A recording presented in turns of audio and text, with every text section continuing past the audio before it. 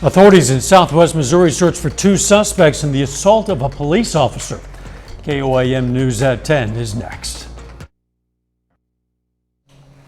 Now at 10, authorities say a man and woman fled a gas station in Jasper, Missouri after assaulting a police officer. Plus, some Thayer, Kansas residents worry a delay in the completion of road work could lead their town down a road to nowhere. And Taco Tuesday makes for some serious but tasty competition in Carthage. The four states' most watched news starts now. Southwest Missouri authorities search for a couple of people wanted for felony assault on a police officer. This is KOAM News at 10. I'm Dow Quick. Jasper police responded to a disturbance at Pete's gas station last night. The officer reports observing a man and woman arguing in the parking lot. Authorities say during a routine pat search, the pair began assaulting the officer with their fists, knocked her to the ground. Eyewitness video showed the pair escaping in that dark Chevy Cruze and running over the officer's feet in the process. Authorities are looking for these two, Raven Gomez and Brandon David, both from Columbia. In addition to the various outstanding warrants both are wanted on, authorities have now added felony assault of a police officer. The second of two suspects involved in a 2020 double homicide is now sentenced. In June of 2020, authorities found the bodies of Blaze Swank and Kylan Shook in a rural area north of Columbus, Kansas. In the days following, law enforcement arrested Mark Hopkins II and 32-year-old Kimberly Blizzard for the murders. In December of 2021, a judge sentenced Hopkins to life without the possibility of parole for 50 years. Blizzard pled guilty to 2 counts of second-degree intentional murder, and now that McCune, Kansas woman has received her sentence, roughly 27.5 years in prison. Boy, we're on a roll weather-wise. Let's check in with Chief Meteorologist Doug Heddy. Yeah, we've had a pretty good stretch over the past 4 or 5 days, and today definitely included. A little bit warmer, but great, close to our average high, 68. Cool start, 39. We average 70 degrees for this time of the year. 52 in Monette, Anderson at 56, Nevada sitting at 50. Pittsburgh 54, 54 in Welch, Chanute sitting at 55. I think most of us, again, upper 40s to near 50 degrees, but clear skies all night long across the entire Central Plains. Here's our next wave. That will start to affect us during the daytime hours for us tomorrow. Now, until then, we look pretty good. We slide back to about 50, back to 61 by 10 a.m. We are going to get a lot of clouds. We do have fantastic temperatures sticking around, but the winds are going to pick up as well. We're going to discuss it all here in a bit. See you soon. A delay in the reopening of a Southeast Kansas highway increases the concern for some business owners. Highway 169 from Thayer, Kansas, south to Highway 400 was initially scheduled to reopen at the end of this month. Well, now it looks like it's going to be a couple of weeks later. It's been closed for 78 days so far and is now expected to remain closed for a total of 102 days. The closure is directly impacting Thayer businesses. One business manager we spoke to had to lay off employees and reduce work hours to minimize the impact. Currently, the manager of the store is working without a paycheck. The construction is to add passing lanes and replace the mainline pavement. They're not coming in. They are not coming in. We've had a customer that has come in and she did her shopping, and when she left, she's like, how do I get out of here? It'll be fine once it opens back up. And it really needs done. I mean, our kids travel to high school down there and the roads were bad anyways, so it's going to make a safer drive for our kids. KDOT says the contractors will receive an additional $6,000 bonus incentive per day for every day they have the road open before that 102-day mark. They'll also lose money for every day the road is closed after that mark. Freeman employees today got a tour of Freeman West's inpatient pharmacy department in honor of National Pharmacy Week. The week recognizes the number of people it takes to maintain a strong pharmaceutical team in order to effectively serve the public. The tour showed how all the sterile compounds and doses are prepared, but it also gave employees a chance to celebrate their accomplishments. You know, it really feels good because it's nice to be able to set aside a week to just celebrate all that we do and how we take care of patients. The Freeman Inpatient Pharmacy team in Joplin consists of nearly 90 employees, including 28 pharmacists. A business networking company hosted a luncheon for people interested in the Joplin area real estate market. We & Company is a business service based in Springfield that connects professionals with each other for growth. Twice a month, the Joplin chapter meets at Club 1201 to build relationships with the community and other local businesses. The next business lunch will be November 7th at Club 1201 in Joplin. One area school district received a donation from Simmons Foods to help support food pantries. Simmons Foods today donated $10,000 to McDonald County schools. That contribution will go to buy essential food supplies for food pantries in schools throughout the district, ensuring that students have access to nutritious meals. For Simmons, well, it was an opportunity to give back to the community. So we do several from each location, and we've done several throughout the year, whether it's local law enforcement, whether it's fire department. We try to make sure that we're involved heavily in the community and we're supporting our local community. Simmons Foods is also donating 1,700 pounds of chicken to the local food bank. Competition heated up today in Carthage for Taco Tuesday as folks turned out to see who makes the very best one. It's part of the Maple Leaf Festival. 7 local restaurants cooked up their very best versions for the public to try and decide who was the top dog. All the money raised from that competition goes to the Carthage R9 Scholarship Foundation. This is the first time ever, so we don't know what we're going to raise, but I think we'll get some good fun. So we're in the process of establishing a yearly scholarship. So by the end of the year, we'll have all the criteria, and this will be something that is born today. That Maple Leaf Festival continues through Saturday with a parade and carnival among a whole lot of other activities. Northeastern Oklahoma A&M College will make an award-winning illusionist appear right before your eyes. The college is bringing Josh Farley to the historic Coleman Theater in Miami, Oklahoma. Featured on the primetime CW television show Penn and Teller Fool Us, Farley is a nationally recognized magician and guest headliner for Masters of Illusion Live at Harrah's Casino and Resort. Farley says you should expect a great time and some audience participation.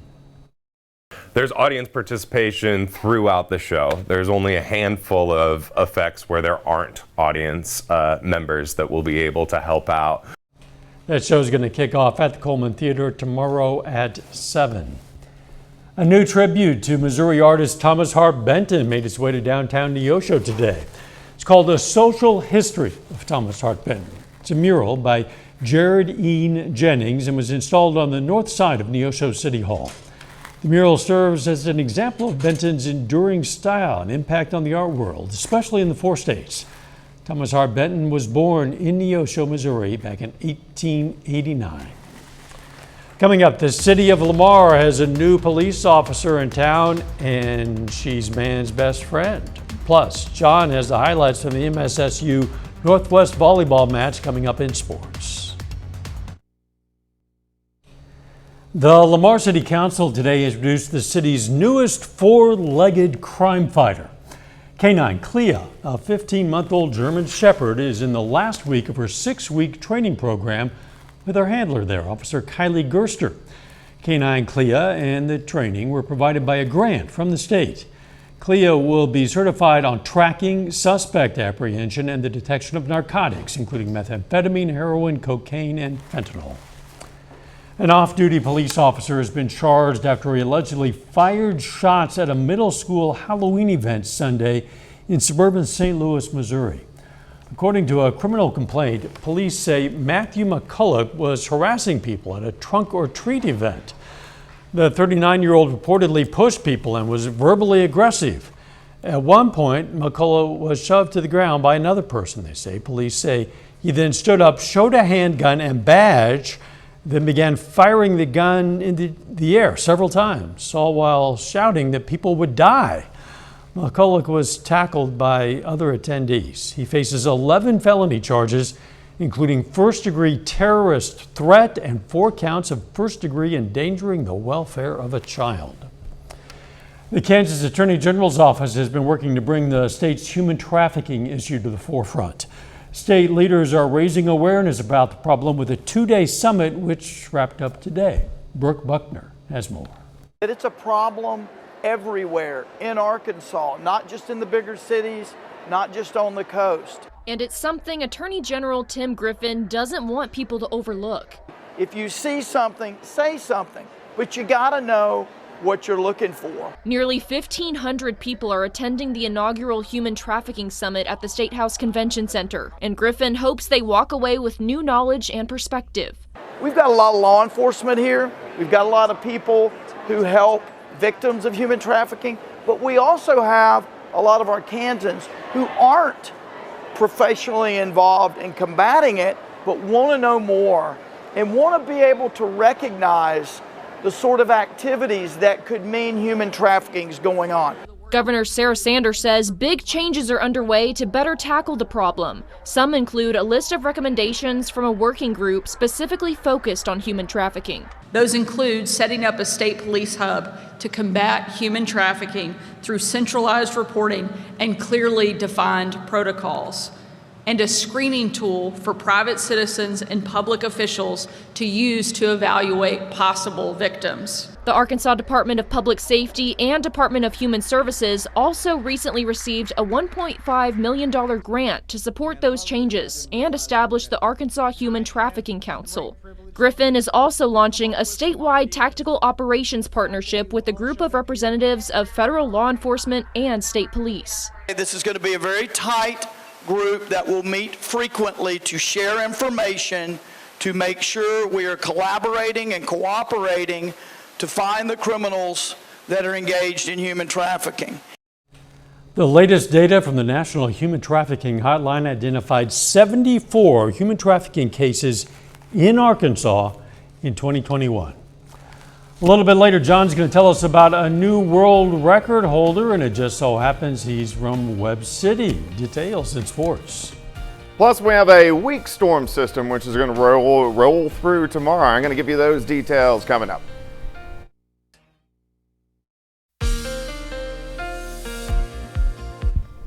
Well, it definitely turned out to be a nice Tuesday for us today. Temperature is fantastic. Most of us made it up into the upper 60s to lower 70s for highs.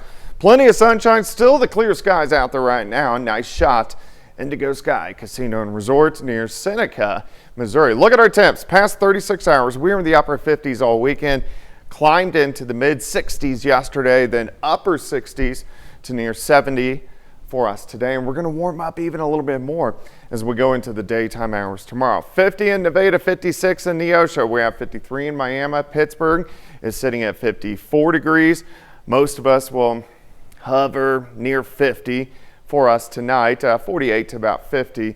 Visibility is good. Southerly winds at about 5 across the region. We'll slide back near 50 through the night. We'll get some clouds increasing in the morning, but rebound back to 61 by the time we head into the middle of the morning hours.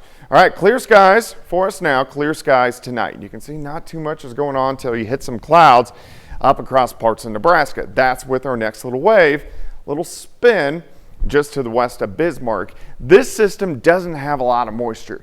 So all it's really going to do for us is give us a few random showers, a lot of clouds, and the winds will start to pick up as we go into the daytime hours tomorrow. So here's our system. It slides into the Great Lakes. Most of the energy stays across the Great Lakes. Behind it, as we go into the weekend, not a whole bunch going on.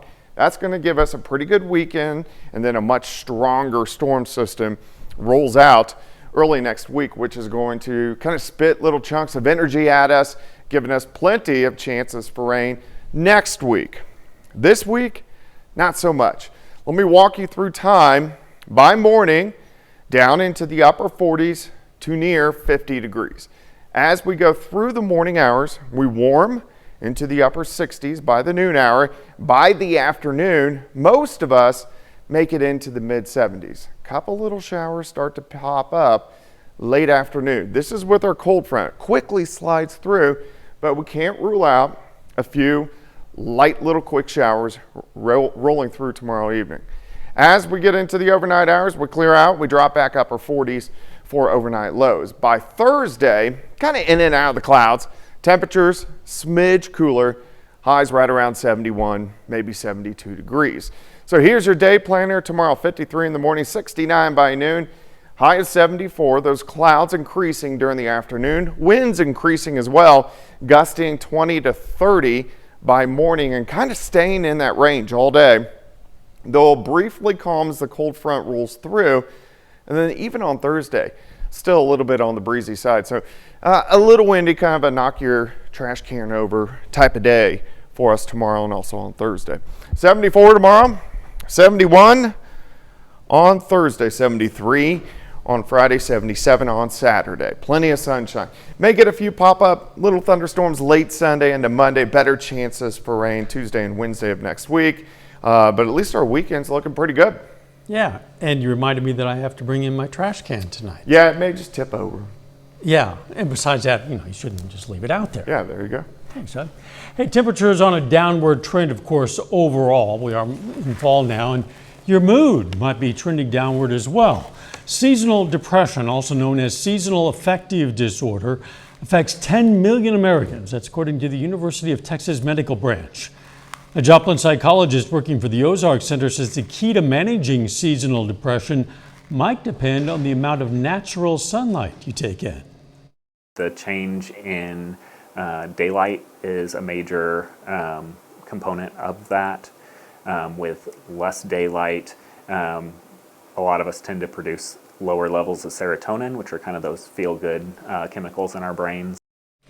Staying physically active in the colder months is another way to manage seasonal depression.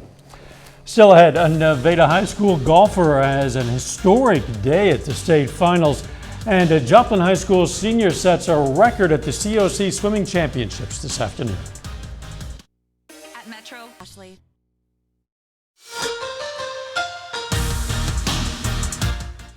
Missouri Southern Volleyball enters this evening 5-6 in MIAA play. So does Northwest Missouri, the Lions' opponent tonight. And the Bearcats have revenge on their mind from when MSSU went to Maryville and won 3-2 to open the conference slate. Southern Volleyball at home this evening, taking on Northwest for the second time in 2023. Lions come out of the gates hot in the first set. Landry Van Oversheld with the set and Lacey Ownby with the kill. 10-7 Southern at that point. A couple points later, Amelia Neals serving, and she gets the ace here. Lions go up 13-7.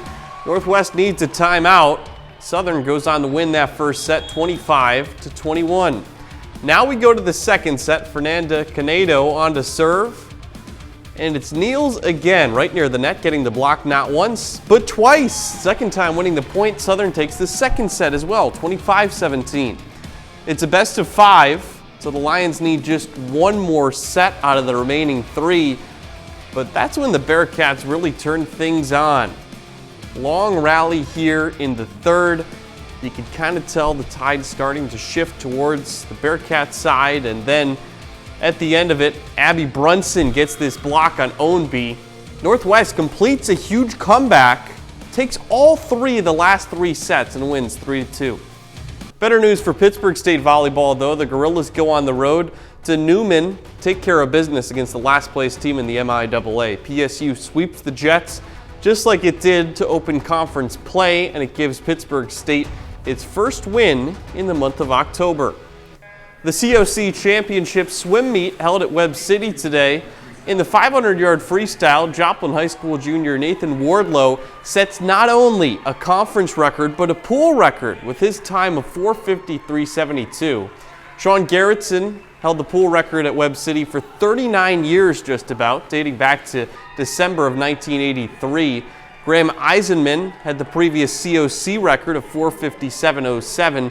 Nobody in Wardlow's heat anywhere close to him. Second finisher touches at the wall at 5:28.18, a good 34 seconds behind him. The final round of the Missouri Girls Golf Class 3 State Championship this afternoon. Entering today, Emery Cameron from Nevada holds a 3-stroke lead on the rest of the field. That's after shooting 5 under par in the opening round on Monday. This afternoon, Cameron shoots 5 under again. That's more than enough for the junior to take home the state title. On day 1, Cameron's round of 67 was the best out of the 92-player field. In day 2, she replicates that, shoots 67 again, finishes 10 under par, with the next closest golfer 7 strokes behind. Then over to Major League Baseball. Red October, alive and well. The Phillies win Game 2 of the NLCS 10-0. Kyle Schwarber with 2 home runs. He hit 1 in Game 1, so he has more home runs than games played so far this season. Back to a couple of the athletes we mentioned. Nathan Wardlow and Emery Cameron, just the amount by which they won at the conference championship and state championship, really impressive. 38 seconds in swimming in the 500 free and 7 strokes in the state championship. Wow, so not even close. Really? Yeah, really not. Yeah. We'll be right back. It's a 4-state hero. Hey, you can vote for one of the next finalists into the National Toy Hall of Fame. 4 inductees will be chosen by a special board. 1 will be chosen by the public. That one will be from a list of 5 multi-time finalists who failed to make the cut in previous years. They are Fisher-Price Corn Popper, My Little Pony, Pez Pogo Stick, Popper, Pony, Pez, Pogo. Is there a P pattern here? Oh, also Transformers. So, maybe not. The final inductees will be revealed on November 10th. That is an eclectic group there. Pogo Stick, Transformers, Pez. Shouldn't they be in different categories or something? Very 80s. So That's true. Yeah. That's true. But in order to get into the Hall of Fame, generally has to be been around for a while. That's very true. The weather looking nice, Doug. Yeah, temperatures great. 74 tomorrow. May get a random shower tomorrow evening. 71 Thursday, 73 Friday. Final sports note. Pitt State cross country team goes to the MIAA championships in Columbia. They leave tomorrow. We'll hear from them tomorrow as well. Thanks for joining us. Don't forget the morning show, 5 a.m., and let's make it a great tomorrow.